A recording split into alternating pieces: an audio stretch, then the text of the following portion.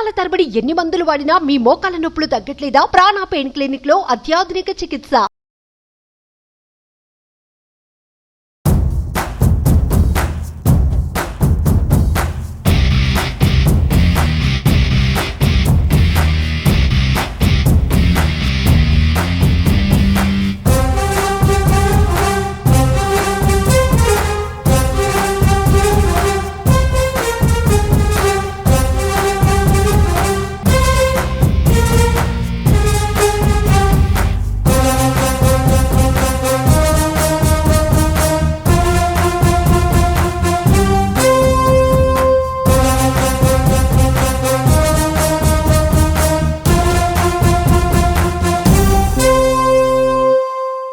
నమస్కారం ప్రియా చౌదరి గారు.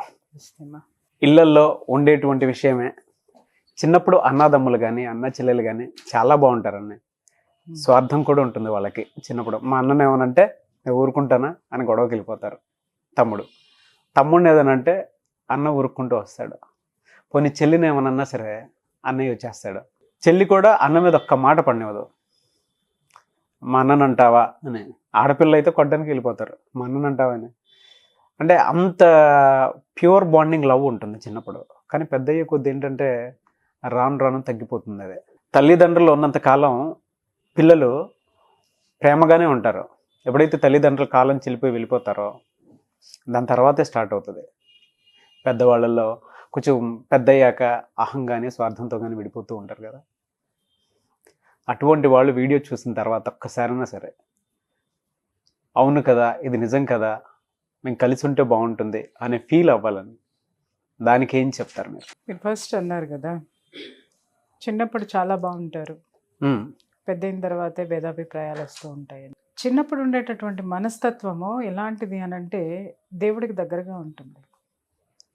దేవుడి మనస్తత్వం ఎంతంటే వాళ్ళలో కల్మషం ఉండదు, కల్లాకపటం ఉండదు, అందరు బాగుండాలి, అంతా బాగుండాలి, మనది అనేటటువంటి ఆలోచనతో వాళ్ళు ముందుకెళ్తూ ఉంటారు. ఏజ్ పెరిగే కొద్దీ నాగరాజు గారు ఒక్కొక్కళ్ళకి స్వార్థం అనేది పెరుగుతూ ఉంటుంది. నాకే కావాలి, నేనే ఉండాలి, నేనే చేయాలి, ఇది నాదే అనేటటువంటి భావనలు కూడా వాళ్ళల్లో క్రమక్రమంగా వస్తాయి. కారణం ఏంటంటే వాళ్ళు సొసైటీలో, సమాజంలో ఉంటారు. సమాజంలో వివిధ రకాలైనటువంటి వ్యక్తుల మధ్య పెరుగుతారు. వివిధ రకాలైనటువంటి జీవన శైలిని వాళ్ళు చూస్తూ ఉంటారు. ఇక్కడ ఏమవుతుంది అనంటే కొంతమంది చూడండి, చిన్నప్పుడు ఎలాంటి మనస్తత్వంతో ఉంటారో, ఎంత మమేకమై ఉంటారో వాళ్ళు చివరి వరకు కూడా అదే క్యారీ చేస్తారు. అవును. కొంతమంది చూడండి, చిన్నప్పుడు చాలా ప్రేమగా ఉంటారు, తర్వాత ప్రేమ తగ్గిపోతుంది, వాళ్ళ జీవితం కోసం వాళ్ళు వెళ్ళిపోతారు. అంత వాళ్ళకి ఆ బాండింగ్ అనేది ఉండదు. కొంతమంది ఏం చేస్తారు అనంటే చిన్నప్పటి నుంచి బాగోనాళ్ళు కూడా ఒకానొక స్టేజ్లో రియలైజ్ అయ్యి మళ్ళీ బాగుండడానికి ప్రయత్నిస్తారు.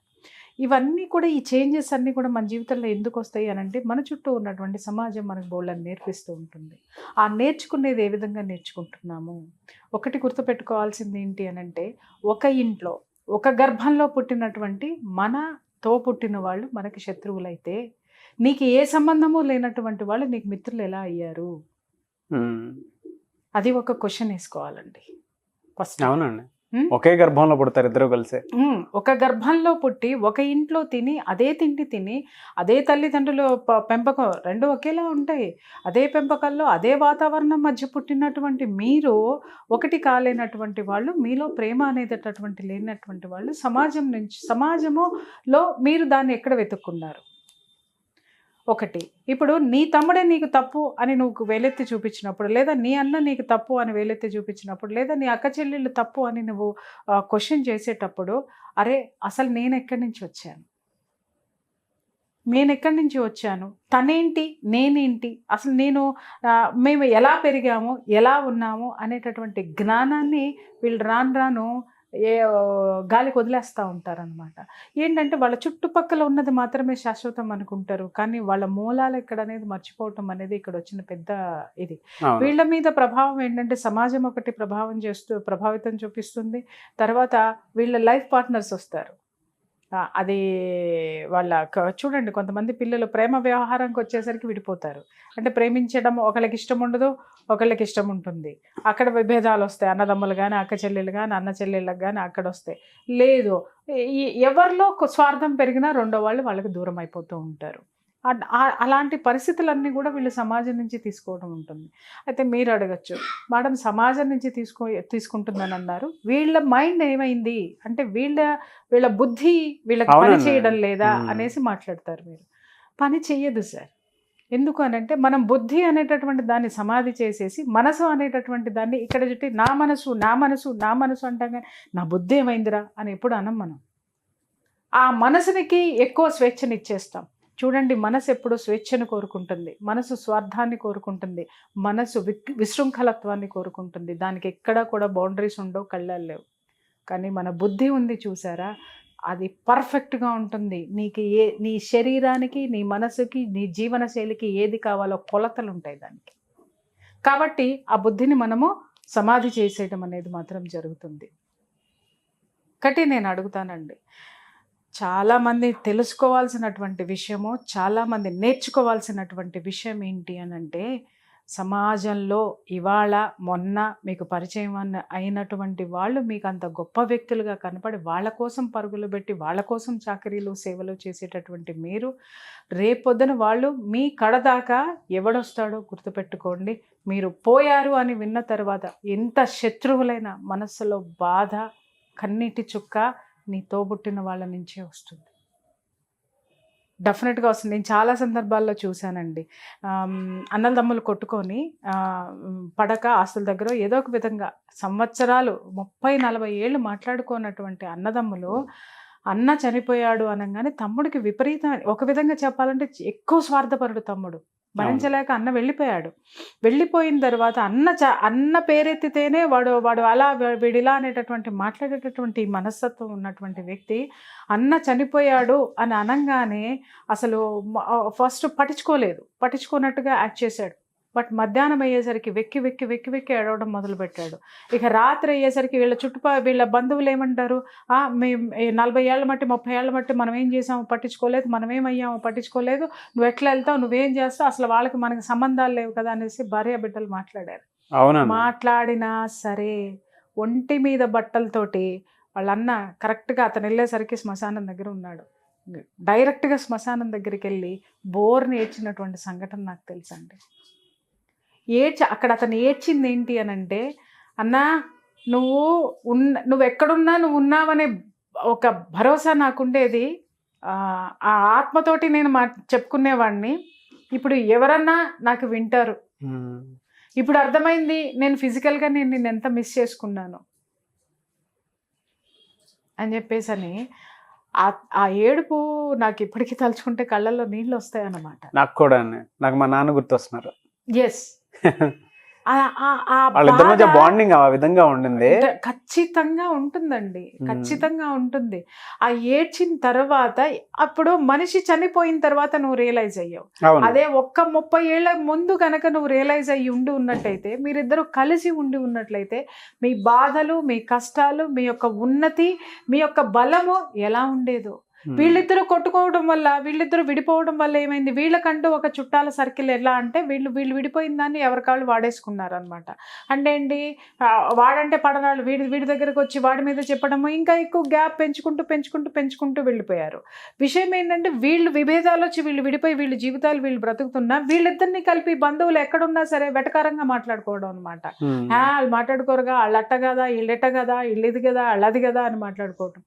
ఎప్పుడైనా సరే చూడండి నాగరాజు గారు, సంఘటితంగా ఉంటేనే, మనం కలిసి ఉంటేనే, ఐకమత్యంగా ఉంటేనే మన బలగం పెరుగుతుంది.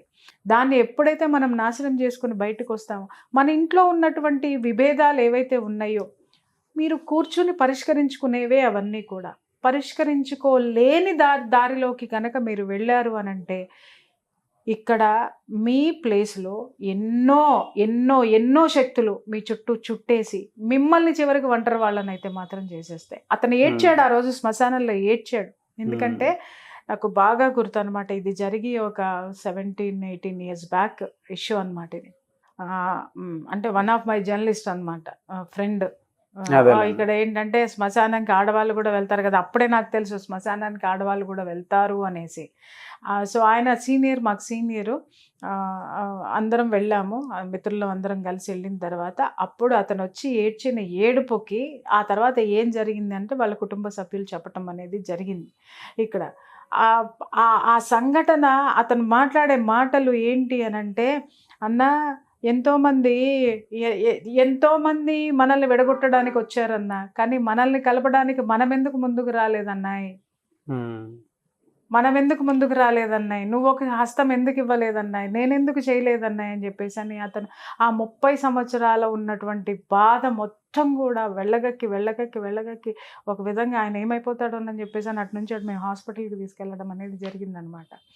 తర్వాత ఇంకా అతను ఆ సంఘటన తర్వాత వాళ్ళ వదినకి వాళ్ళ పిల్లలకి అతను సారీ చెప్పి కలిసి ఉందామని చెప్పేసి వాళ్ళ ఇంట్లో వ్యక్తులను కూడా సర్ది చెప్పి ఆయన ఏంటి, ఆయనకు కావాల్సింది ఏంటి.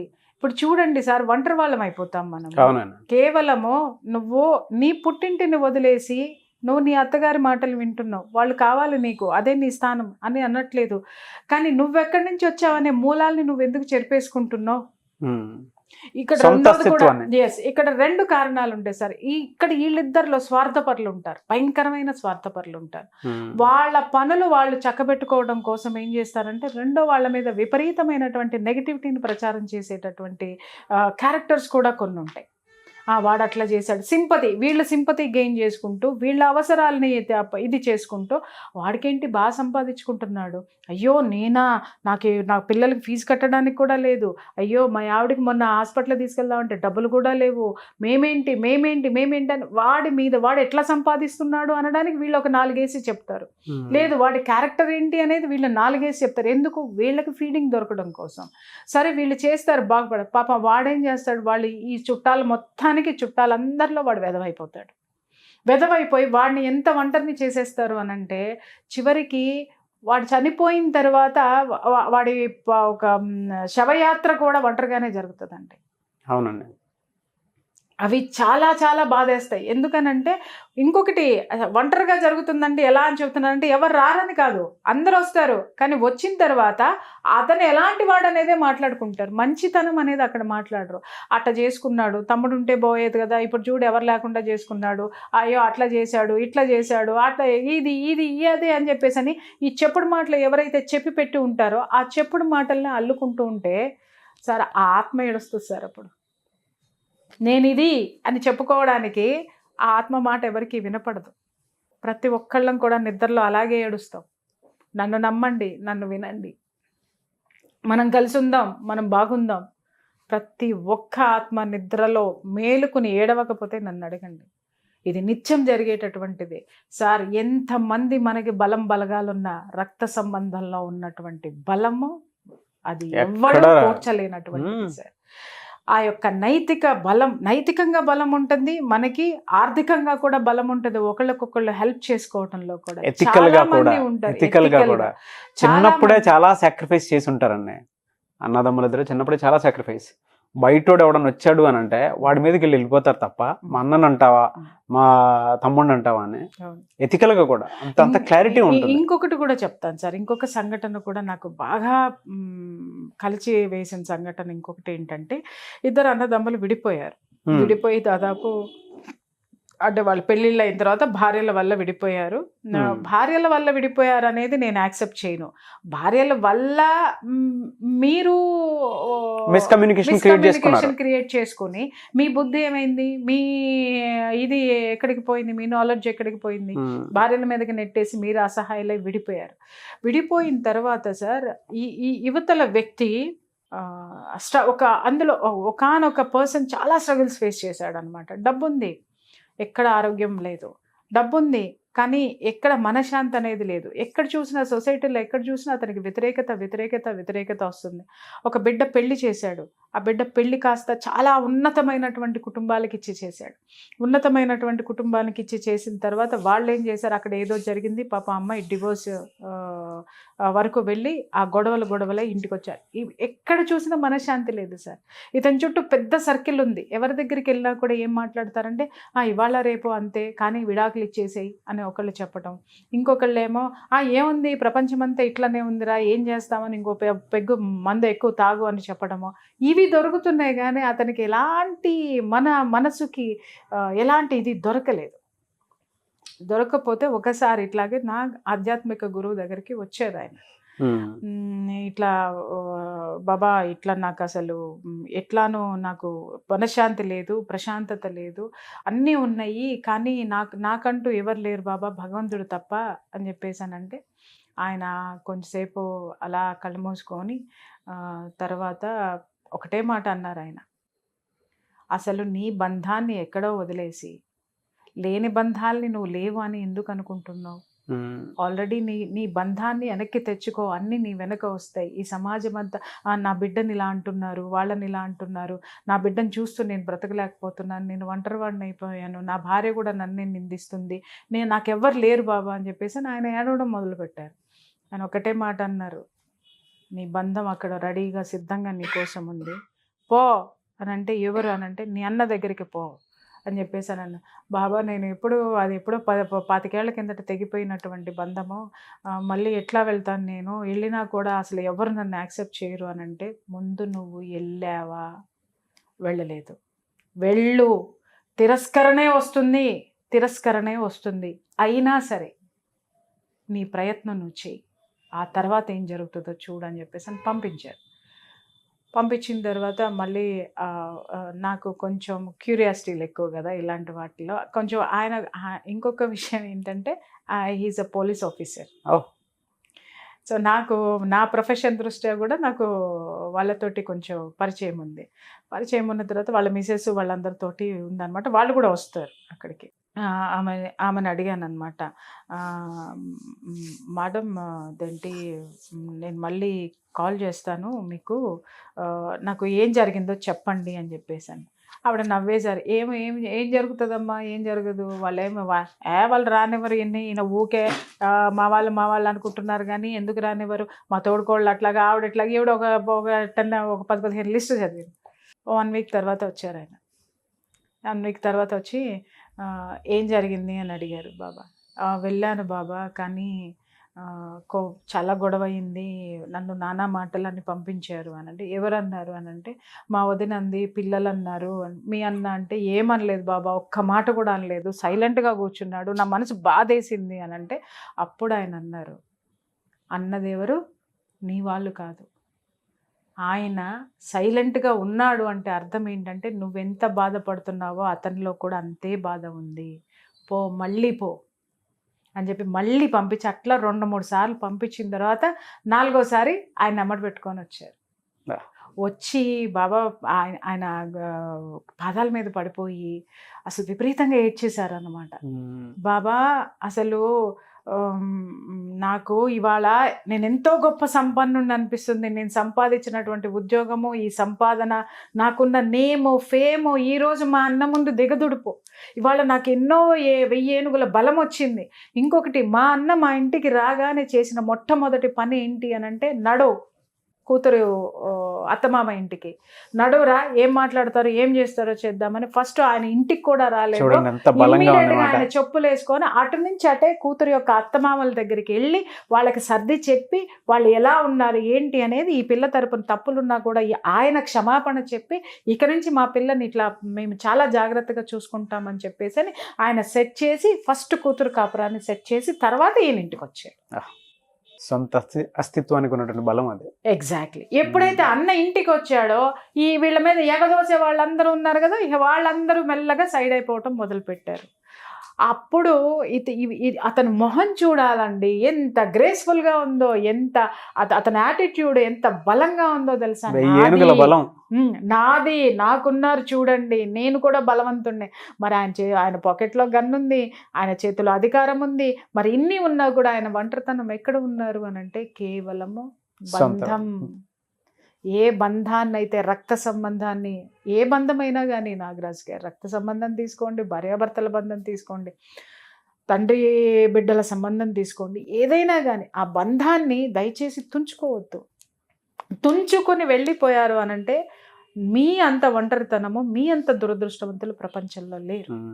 ఎందుకంటే ఆ షెల్టర్, ఆ షీల్డ్, మిమ్మల్ని కవర్ చేసేటటువంటి ఆ షీల్డ్ని మీరు కోల్పోయారు అని అంటే మీరు అనుకోవచ్చు మేము చాలా గొప్పవాళ్ళం అని చెప్పేసి అని. కానీ ఆ షీల్డ్ ఏదో ఒక రోజు అదే షీల్డ్ నిరంతరం మిమ్మల్ని కాపాడుతుందని మాత్రం గుర్తుపెట్టుకోండి. ఎస్, అదే ప్రొటెక్ట్ జోన్ అండి, అదే లేయర్. ఇందాక ఒక మాట అన్నారు మీరు, బాబా ఎప్పుడైతే నువ్వు అక్కడికి వెళ్ళు అని అంటే 25 ఏళ్ల క్రితమే మేము విడిపోయాము, ఇలా ఇలా జరిగింది, బంధం తెగిపోయింది అన్నప్పుడు ఒక్కసారి బాధేసింది. వీళ్ళిద్దరూ ఒకే కడుపులో నుంచి వచ్చారు, అది ఎలా తెగిపోతుంది? తగదు సార్ చెప్తున్నాను. అంటే జనరల్ గా మామూలుగా అతను ఆ ఫీల్ ఉంది చూసారా, ఆ ఫీల్ ఉంది చూసారా, మళ్ళీ కలిసినప్పుడు ఇది క్రియేషన్ అంటే ఆ రిలేషన్ చూడండి ఎంత బలంగా ఉందో. అప్పుడు ఎలా ఫీల్ అయ్యాడు సార్. ఇప్పుడు బిడ్డ ఊళ్ళో ఉన్న బిడ్డ కనపడకపోతే తల్లి ఎట్లా తటపటాయిస్తుందో మన సోల్ కూడా బంధం తెగిపోతే అంతే తటపటాయిస్తుంది, అంతే ఎతుకుతుంది సార్. అగైన్ మన ఫేస్లో ఎందుకు గ్లో వస్తుంది, మనం ఎందుకు అంత బలం పుంజుకుని ఎందుకు ఉంటామంటే మన సోల్ దానికి కనెక్ట్ అయినటువంటి ఆ సోల్ ఏదైతే ఉందో దాన్ని తీసుకొచ్చి పెట్టిన తర్వాత అది స్థిమితంగా, అది చాలా పీస్ఫుల్గా ఉంటుంది. కాబట్టి నువ్వు స్ట్రెంగ్తన్ అవుతావు. అది మర్చిపోవద్దు ఎప్పుడు కూడా మనం దాంతో తెగిపోయింది, దీంతో తెగిపోయింది, వీడేంటో వాడేంటో. దయచేసి అమ్మా నేను చెప్తున్నాను కదా, ఇవాళ కుటుంబాలు విడిపోతున్నాయి. ఎవరికి వాళ్ళు ఒకే ఇంట్లో విడివిడి కాపురాలు విడివిడి గదుల్లో జరుగుతున్నాయి. వాళ్ళ ఉన్నటువంటి ఈ నెగటివ్ ప్రపంచంలో మనకి కూడా మంచిది కాదు. ఇవాళ నేను చెప్తున్నాను నాగరాజు గారు, మనుషులు ఎందుకు విపరీతంగా తయారవుతున్నారనంటే కుటుంబంలో ఐకమత్యం లేకపోవడం, మనుషుల మధ్య బంధుత్వాలు లేకపోవడం. ఏమనుకుంటున్నారు అనంటే నాకు డబ్బు ఉంది అనంటే నేను ఏదైనా ఒక మంచి చీర నేను సెలెక్ట్ చేసుకున్నానంటే ఖరీదైన చీర నేనే కట్టుకోవాలి, ఎదుటి వాళ్ళు కట్టుకుంటే నాకు నచ్చదు. ఈ శరీరమే ఏదో ఒక రోజు మనం వదిలేసి వెళ్ళిపోవాలి. చీర విషయంలో నువ్వు ఈర్ష్యని, అసూయని, ద్వేషాన్ని, నా బిడ్డ మాత్రమే అమెరికా పోవాలి ఇంకెవరు పోవటానికి వీల్లేదు అని నువ్వు మాట్లాడుకున్నావు అనంటే నీ బిడ్డను అక్కడ కాపాడటానికి 10 మందిని ఇక్కడి నుంచి నువ్వు పంపించు, నీ బిడ్డకి ప్రొటెక్షన్ ఉంటుంది, అంతే కదా. నువ్వు అక్కడికి వెళ్ళి ఇట్లా ఏ విధంగా నేనే అనుకుంటే పక్కింటోడి పిల్ల డాక్టర్ అయింది అని అంటే నీకు ఇక్కడ ఎక్కడ లేని ఈర్ష్య, ద్వేష, అసూయ వచ్చేస్తాయి.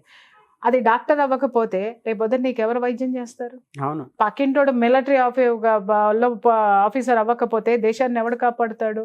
నీ ఇంట్లో ఉన్నటువంటి నీ అన్న కూతురో, నీ తమ్ముడు కూతురో, నీ చెల్లెలు కూతురో గొప్పది అవ్వకపోయి ఉంటున్నట్టయితే నా కుటుంబం పలానా అని నువ్వు గర్వంగా ఎక్కడెత్తి చూపించుకుంటావు? ఎవ్వరూ ఉండొద్దు, నువ్వు మాత్రమే ఉండాలి అనుకుంటే నీకు చరిత్ర ఎక్కడుంటుంది చెప్పుకోవడానికి? నువ్వు మాత్రమే గొప్పదాని అనంటే ప్రపంచం తీసుకోదు. నీ యొక్క కుటుంబం ఎంత గొప్పది, సమాజం ఎంత గొప్ప, సమాజంలో నీ కుటుంబానికి ఉన్నటువంటి ప్రయారిటీ ఏంటి, ప్రతి ఒక్క కుటుంబం తెలుసుకొని తీరండి. ఇది దయచేసి ఇప్పటికైనా సరే నేను చెప్తున్నాను కదా, ఎవరైనా సరే ఇలాంటి అభిప్రాయ భేదాలతో ఉన్న వాళ్ళు, మీకు అభిప్రాయాలు ఉంటే అభిప్రాయ భేదాలు ఎప్పుడు తొలగించుకుందాం అనే అవకాశం కోసం చూడండి తప్ప ఇటుపక్క అటుపక్క ఈ ముళ్ళు వేసేటటువంటి వాళ్ళు, రాళ్ళు వేసేటటువంటి వాళ్ళు, ఈ దుర్మార్గమైనటువంటి ఆలోచనలు ఉన్న వాళ్ళు ఎవరైతే ఉన్నారో ముందు ఫస్ట్ వాళ్ళని తీసి పక్కన పెట్టండి. అంటిల్ అన్లెస్ మీరు జీవితాంతం మనశ్శాంతి లేకుండా గడిపేస్తారు. డెఫినెట్గా అండి. బట్ నా కోరిక మహాభారతంలో, మహాభారత కథే సార్ మనకి కుటుంబం అంటే ఎంత గొప్పది అనడానికి. మహాభారతంలో ధర్మరాజు ఒక మాట చెప్తాడు, ఏమని అనంటే మేము పాండవులు 5, కౌరవులు 100 మంది, మేము 5, వాళ్ళు 100 మంది, కానీ మేము కొట్టుకుంటాం, కానీ మా మీదకి ఎవడైనా వస్తే మేము 105 అని చెప్తాడు. 105 అని చెప్తాడు. అలా ఉండండి, మీరు కొట్టుకున్నా మీ మీదకి ఎవడైనా వస్తే మీరు కలిసిపోయి ఒక కుటుంబం అనేటటువంటిది ఆ బంధాన్ని, బంధుత్వాన్ని, మీ ప్రొటెక్షన్ని మీరు ఎగ్జిబిట్ చేయండి తప్ప ఎవడో కోసం ఎవడో ఏదో అన్నాడని నీ కుటుంబాన్ని నువ్వు రోడ్డు పాలు చేసుకుని అవమానం పాలు చేసుకుంటే అది ఎంతవరకు కరెక్ట్? నువ్వు నీ చిన్నతనం నుంచి నీ అక్కతోటో, నీ చెల్లితోటో, నీ అన్నతోటో, నీ తమ్ముడితోటో నువ్వు ఉన్నప్పుడు వాళ్ళ మనస్తత్వం ఏంటో నీకు తెలీదా? రైట్, వాళ్ళు నీకంటే ఒక దూకుడుగా ఎక్కువ ఉన్నారు, లేకపోతే వాడికి ఒక స్వార్థమైనటువంటి మనస్తత్వం ఉంది. ఎలా కరెక్ట్ పెట్టుకుంటూ రావాలా అనేది ఆలోచించడం మొదలు పెట్టండి తప్ప వాడంతే వాడంతే వాడంతే వాడంతే అనుకుంటా ఉంటే నువ్వింతే. నీ తమ్ముడు గురించి నువ్వు చెత్త మాట్లాడావనంటే నువ్వు కాదా సమాజంలో ఇదయ్యేది? అవును. ఎవరు? నిన్ను నువ్వు బలహీనపరుచుకుంటున్నావు. ఇంకా చెప్పాలంటే ఇందాక నేను చెప్పిన కేసులో, పోలీస్ ఆఫీసర్ కేసులో, ఈయన పోలీస్ ఆఫీసరు, ఆయన వ్యవసాయం చేస్తాడండి. ఆయన వ్యవసాయం చేస్తాడు. చూడండి ఆ ఒక కలయిక, ఆయన ఆ సమర్థతని చక్కగా తీసుకెళ్ళి ఆ పిల్ల కుటుంబంలో పెద్దరికం వహించి ఆ కుటుంబాన్ని నిలబెట్టాడు. ఇంకొకటి కూడా ఏంటంటే అప్పటి వరకు కూడా వీళ్ళ కుటుంబం అంటే నిజంగా వీళ్ళు ఎన్నిసార్లు ఆ పిల్లని కలపడానికి తీసుకెళ్ళా, నువ్వు మీ అన్నతో సఖ్యతగా ఉన్నావా, నువ్వు మమ్మల్ని మాట్లాడుతున్నావు, నువ్వు నీ కుటుంబంతో సఖ్యతగా ఉన్నావా, మమ్మల్ని మాట్లాడుతున్నావు, నీ భార్య నీ కుటుంబాన్ని విడదీసి వచ్చింది కదా, నీ కూతురు కూడా అదే చేస్తుంది కదా, ఇలాంటివన్నీ మాట్లాడేవాళ్ళు అమ్మాయిని. ఎప్పుడైతే ఆ పెద్ద ఆయన వచ్చి ఇక్కడ కూర్చున్నాడో ఒక్కళ్ళ నోరు కూడా పెగల్లేదు సార్. అన్ని లాభాలు ఉంటాయి, అన్ని మనశ్శాంతి ఇచ్చేటటువంటి అంశాలు ఉంటాయి సార్ దాంట్లో. ఫస్ట్ కుటుంబం అండి, తర్వాత దునియా, అంతే.